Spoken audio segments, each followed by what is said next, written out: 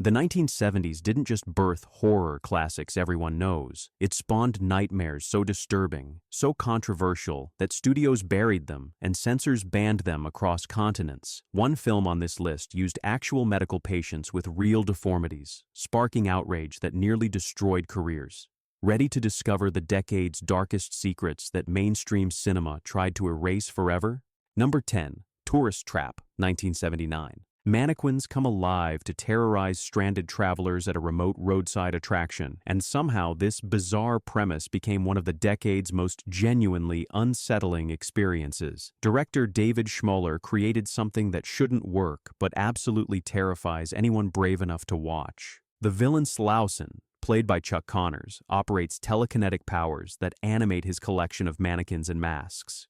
Connors delivers a performance that oscillates between folksy charm and absolute madness. His transformation from helpful stranger to deranged killer remains one of horror's most effective reveals. The mannequin effects achieve something CGI never could. These aren't smoothly animated digital creations. They're jerky, uncanny, wrong in ways that trigger primal discomfort.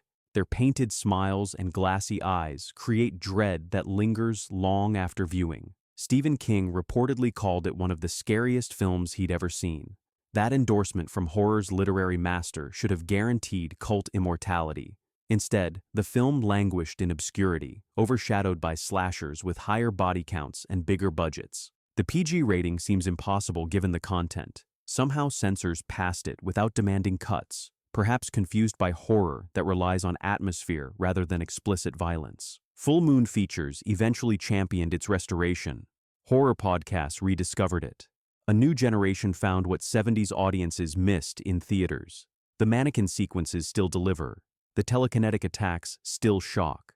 Tourist Trap proves that genuine creativity outlasts expensive spectacle every time.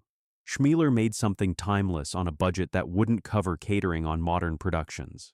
Number 9. Frightmare, 1974. A grandmother released from a mental institution after 15 years hasn't actually stopped craving human flesh, and her family desperately tries hiding her continued appetites from authorities.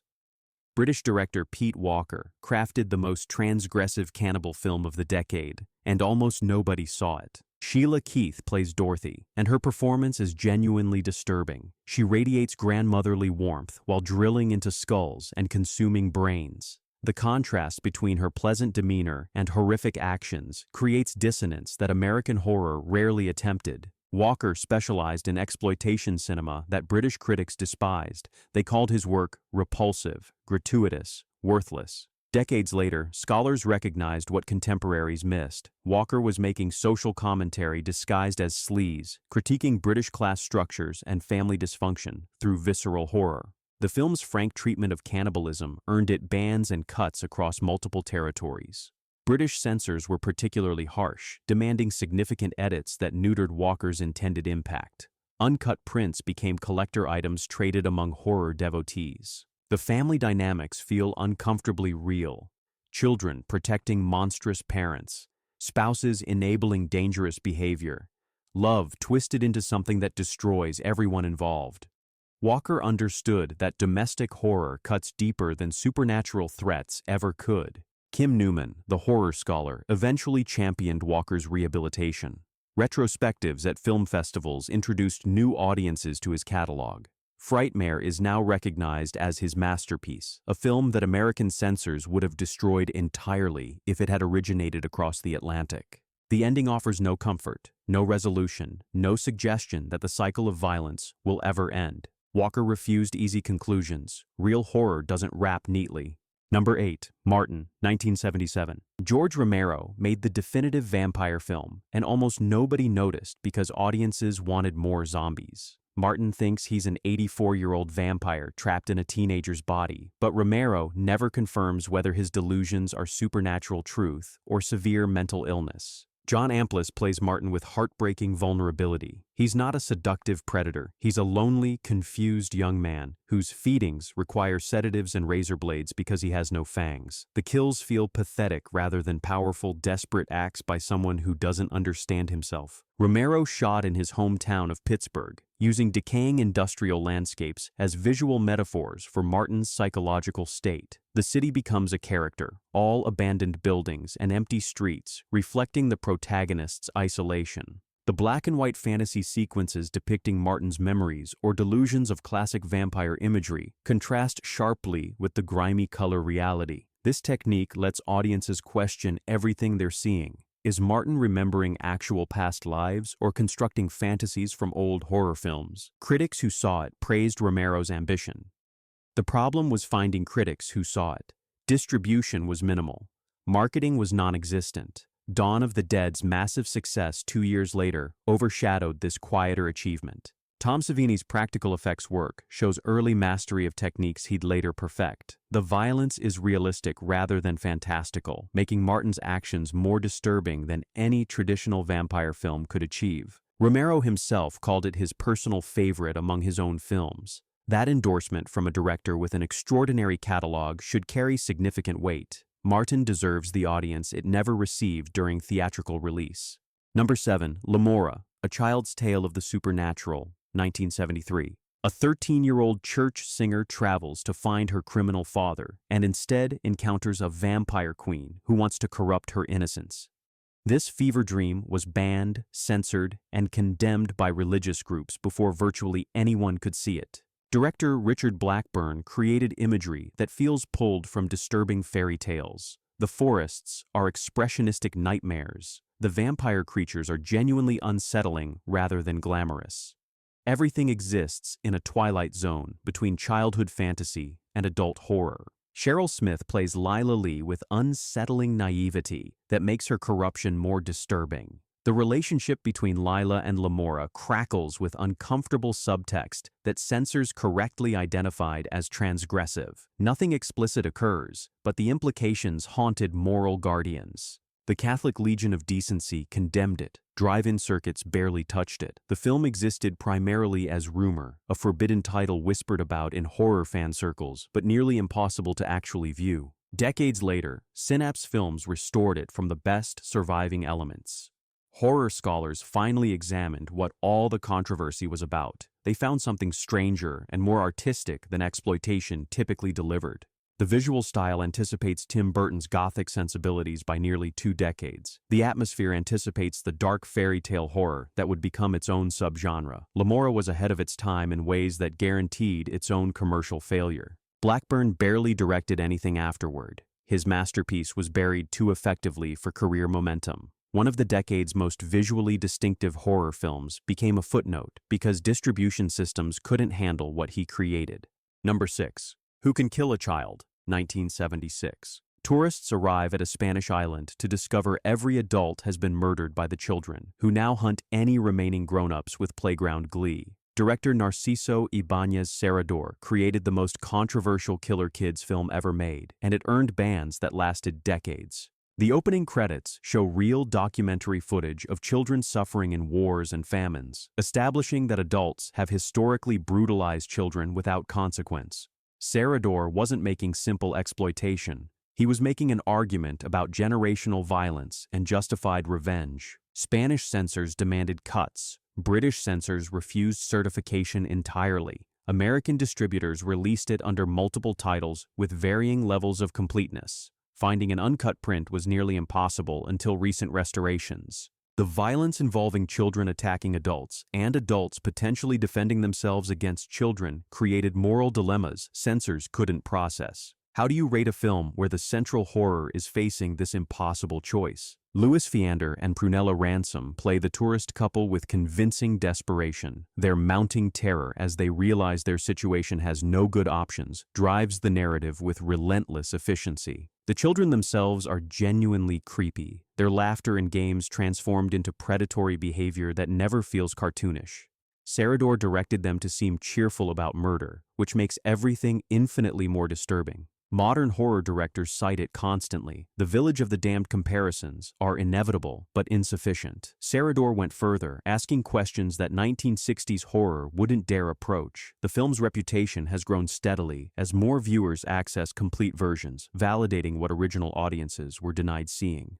Number 5. God Told Me to, 1976. Random New Yorkers commit mass murders while calmly explaining that God told them to do it, and the detective investigating discovers connections to his own mysterious birth. Director Larry Cohen made the strangest religious horror film of the decade, combining police procedural, science fiction, and theological nightmare. Tony LoBianco plays Detective Peter Nicholas, a devout Catholic whose faith crumbles as his investigation reveals truths that Scripture never prepared him for.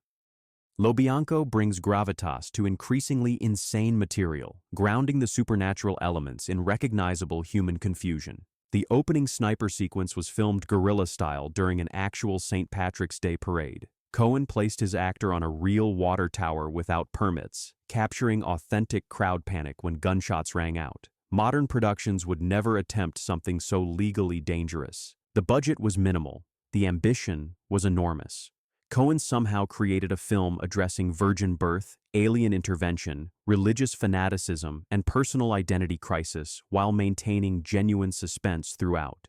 Critics didn't know how to categorize it. Science fiction fans found it too religious. Horror fans found it too philosophical. Religious audiences found it blasphemous. Everyone was right, and that's precisely why the film works. Sandy Dennis delivers a remarkable supporting performance as a woman central to the mystery. Her scenes are brief but essential, revealing backstory that transforms everything preceding it. The Criterion Channel eventually streamed it, introducing Cohen's mad vision to audiences who'd never encountered his work. God Told Me to remains impossible to categorize and impossible to forget. Cohen never received the respect his ambition deserved, but this film alone justifies reconsidering his entire catalog. Number 4, The Baby, 1973. A social worker becomes obsessed with a grown man who has been kept in infant state by his deranged mother and sisters, and her intervention leads somewhere audiences never expect. This is genuinely one of the strangest films the decade produced, horror that defies every conventional classification. Ruth Roman plays Mrs. Wadsworth, the matriarch who has raised her adult son, Baby, to remain completely infantile. Roman commits absolutely to material that could have been pure camp, bringing genuine menace to every scene where her control is threatened. David Manzi plays Baby, and his performance is extraordinary. He crawls, babbles, cries, and exists entirely in infant behavior while clearly being a grown man. The uncanny valley effect is deeply uncomfortable without requiring any special effects. Director Ted Post had previously made Beneath the Planet of the Apes and would go on to direct Magnum Force. His journeyman credentials make The Baby even stranger. This wasn't some exploitation outsider. This was a Hollywood professional making something genuinely transgressive. The social worker's motivations seem noble initially. She wants to rescue Baby, give him a chance at normal development. Then, the twist arrives, and everything you assumed about the narrative collapses into something far darker. Critics ignored it completely. Audiences at drive-ins probably thought they'd wandered into the wrong theater. The film was too weird for horror fans expecting conventional thrills, too disturbing for audiences seeking camp entertainment. Quentin Tarantino has championed it at his festivals. Horror podcasts rediscovered it. The Baby is now recognized as a genuine oddity that somehow exists, a film that shouldn't have been greenlit, shouldn't have been made, but somehow was. That it works at all is miraculous. Number 3, Deathdream, 1974. A soldier killed in Vietnam returns home to his family, but something is very wrong with him, and his need to survive requires increasingly horrific actions. Director Bob Clark made the definitive Vietnam horror allegory before the war even ended, and audiences weren't ready. Richard Backus plays Andy, the returned soldier, with unsettling blankness. He's physically present, but emotionally absent, going through family motions while clearly being something other than human. Veterans recognized behaviors that horror fans interpreted as supernatural. Both readings are valid. The film directly addresses what combat does to young men, how they return changed in ways families cannot comprehend. The horror isn't just supernatural, it's the recognition that the person you loved may have died overseas even if their body came back. John Marley and Lynn Carlin play the parents with devastating authenticity. Their denial about Andy's condition mirrors how American families desperately wanted their returning soldiers to be unchanged despite impossible circumstances. Tom Savini, who had served in Vietnam and photographed actual war casualties, contributed effects work that drew from genuine trauma. His personal experience informed the horror in ways no civilian could replicate. Bob Clark would later direct A Christmas Story and Black Christmas. His range was extraordinary. Deathdream demonstrates his ability to embed social commentary within genre frameworks without sacrificing either element. The film was released under multiple titles and barely distributed. Vietnam was still happening. Audiences weren't prepared for horror that implicated American military adventure. Decades later, with historical distance, critics recognized what Clark accomplished. Deathdream is essential viewing for understanding how horror processes national trauma in real time. Number 2, Messiah of Evil, 1973. A woman searches for her missing artist father in a California coastal town where the residents are slowly transforming into something inhuman, and the film's dream logic creates an atmosphere unlike anything else from the decade. Directors Willard Huyck and Gloria Katz made this before writing American Graffiti and Indiana Jones, and it shows different talents entirely. The supermarket sequence alone justifies the film's cult reputation. A woman notices other shoppers behaving strangely, their movements wrong, their attention focused on raw meat. The slow escalation from unease to terror is masterfully constructed, culminating in an attack that modern filmmakers still study. The art direction is extraordinary for the budget. The father's house features murals that tell their own disturbing story. The beach town locations feel authentically desolate. Every frame creates visual dread through composition rather than explicit content. The film was barely released and quickly forgotten. The directors moved to mainstream Hollywood success, never returning to horror. Their one genre contribution became a whispered legend among collectors trading bootleg copies. Code Red eventually released a restored version. Horror scholars examined what had been nearly lost. They found a genuinely original vision that anticipated the atmospheric horror revival by decades. The influence on later filmmakers is undeniable. The combination of beautiful imagery and cosmic dread anticipates directors like Ari Aster. The slow burn tension anticipates the elevated horror movement. Messiah of Evil did it first, and almost nobody knew. The ending refuses conventional resolution.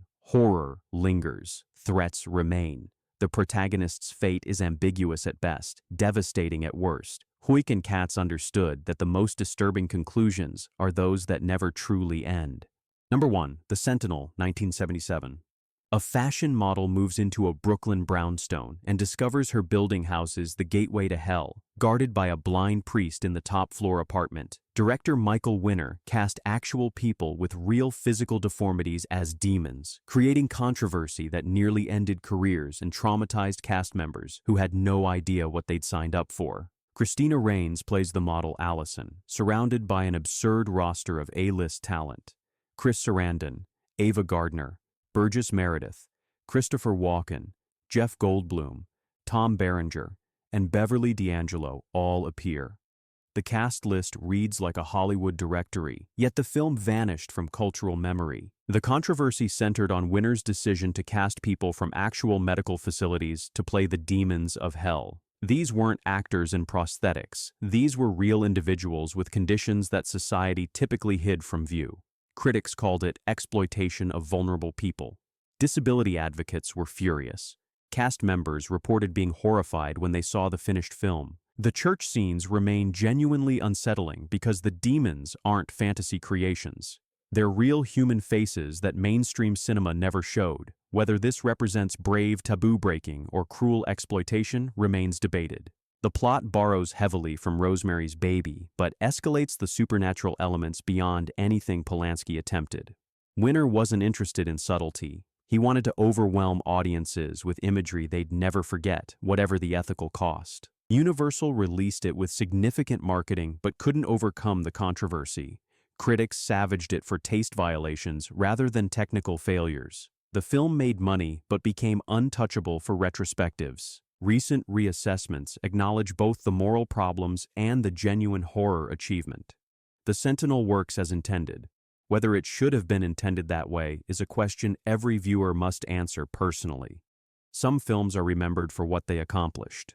The Sentinel is remembered for what it dared. The distinction matters more than comfort allows. The 1970s produced horror that mainstream cinema actively tried to erase, Films too strange, too controversial, too genuinely disturbing for comfortable distribution. Which of these hidden nightmares shocked you most? Which forgotten gem deserves resurrection in modern horror conversations? Drop your picks in the comments below. And here's the debate that demands an answer. Were these films buried because they were too transgressive for their time? Or were censors actually protecting audiences from content that genuinely shouldn't exist? Maybe the line between visionary horror and exploitation that deserves burial isn't as clear as we want to believe.